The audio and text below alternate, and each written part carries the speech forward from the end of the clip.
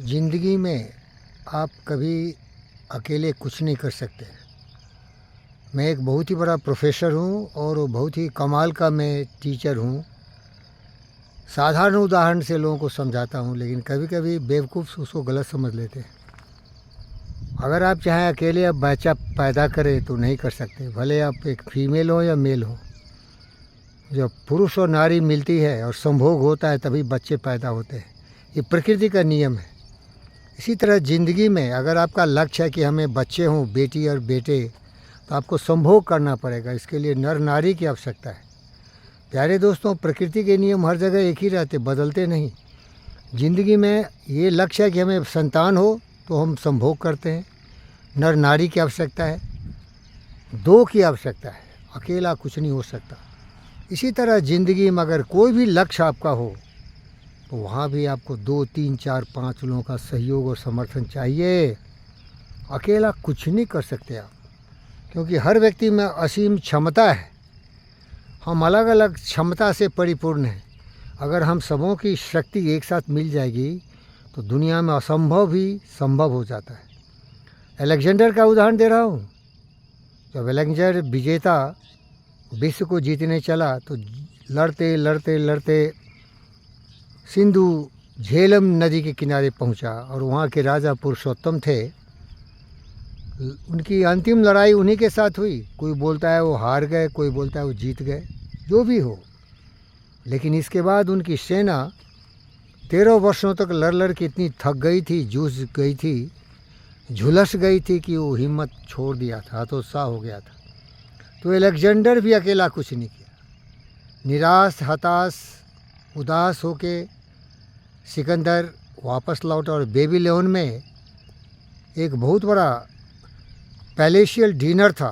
शाही रात्रि भोजन के बाद वो बीमार पड़ा। उसको जर इतना लगा, फीवर इतना लगा कि वो सप्ताह के अंदर मर गया। तो देख लो मेरे दोस्तों, मैं बता रहा हूँ, लोग में शक्ति है। आस्था विश्वास रखो, वो नर हो या नारी हो। महादेव भी अकेले कुछ नहीं थे, अर्धनारेश्वर उनको बोलते हैं। जब पार्वती और महादेव मिलते हैं तो सर्वशक्तिमान कहते हैं। इसीलिए अच्छे दोस्त खोजो।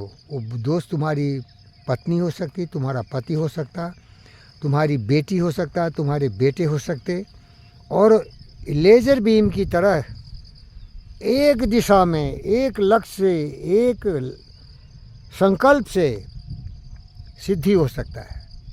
तो एकता में बहुत बल है, इसीलिए याद रखिए। हमारे महापुरुषों ने लिखा, मैथिली शरण गुप्त जी, अगर देश की एकता अखंडता जानते हो तो मिलजुल के रहो। हमारा देश किस तरह से टूटा हुआ है, इसमें जितने भी ये अभी राजनीति दल हैं वो देश की प्रगति नहीं चाहते। अगर कोई प्रगति चाहता है राजनीति दल, तो विरोधी उसको दबाना चाहते हैं, क्योंकि उनका देश द्रोह का नारा है। वो देशद्रोही है। गिना देता हूँ, खोल के बोलता हूँ। ममता कुल्टा को देखो, ये भ्रष्ट औरत किस तरह से बंगाल को बर्बाद किया। 34 साल कम्युनिस्टों ने, इसके बाद ये ममता एक विशेष वर्ग को खुश करने के लिए वहाँ की सभ्यता संस्कृति सबको धूल धूसरित कर दिया। लालू यादव जाति के नाम पर हमारे भोले भोले भाइयों को किस तरह बर्बाद किया। डिवाइड एंड रूल करते हैं, उससे काम नहीं चलेगा। यूनाइटेड एंड रूल, तभी काम चलेगा। मुलायम यादव यादवों का वोट लेके राज किया, अभी भी उसकी संतानें राज कर रही हैं, कोशिश में लगा हुआ है। केजरीवाल भोसरीवाल को देखो, साले को कितना पतित है, कितना भ्रष्ट है। बेवकूफ़ बना और राज करो। अंग्रेज़ों ने किया, ये हिंदुस्तान के गद्दार दुश्मनों ने ऐसे किए। अभी दिपके फिपके कीड़े मकोड़े साले आ गए। गलती साली पब्लिक करती है। चोर समझदार इंसान बन साले नागरिक। चोरी करता है राम मंदिर में तू, पेपर लीक करता है साले तू, और उसके लिए नरेंद्र मोदी जी जिम्मेदार है क्या? अरे पब्लिक सुधर जाओ। अगर तुम भ्रष्ट रहोगे ना तो देश बर्बाद हो जाएगा।